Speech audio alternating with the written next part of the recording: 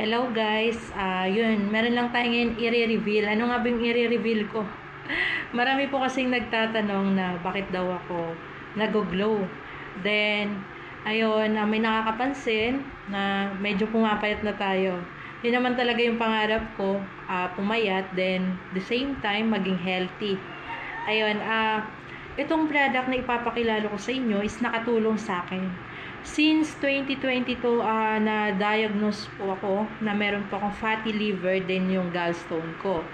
Dumaling naman po ako, nagpapasalamat po ako doon, dahil akala ko yun na yung last ko na buhay dito sa mundo. Dahil wala nang pag-asa. Naoperahan na ako, pero meron akong nilapitan na gumaling naman ako. Then ngayon naman, meron po ulit tayong sakit. Ano nga ba yung sakit ko?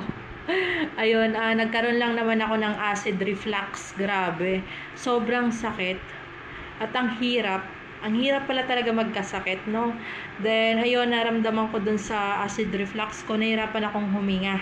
Then, nagsusuka ako, nilalagnat ako. Grabe yung sakit ng ulo ko. Then, nahirapan din akong huminga. 'Di ba? Nakakatakot yun. Kaya pinag-pray ko na sana meron product na makatulong sa akin. Buti na lang, thank you Lord, kasi may nagpakilala sa akin sa product na yon. Thank you po, Marily Gomez po. Then, yung presidente po ng company, thank you po, Sir Rafael po. Siya po ngayon yung mentor ko. Napakaswerte ko kasi isa po ko sa tinutulungan niya at tinuturuan din po. Ngayon, itong product na to, paano ba sa sakit ko nakatulong, di ba? Yan naman talaga yung tanong, paano nakatulong? Iniinom ko po siya tuwing umaga, wala pong laman yung tiyan ko. Then, feeling ko busog na agad ako. Then, nagumpisa na yung nakapag-fasting na tayo. Ito pong product na to, nawala yung acid ko at the same time din po, di na tayo matakaw.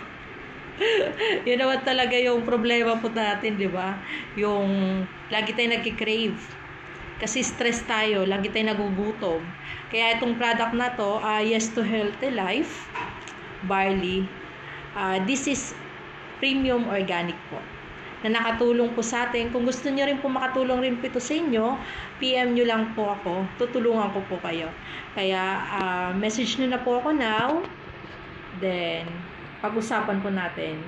God bless po sa ating lahat.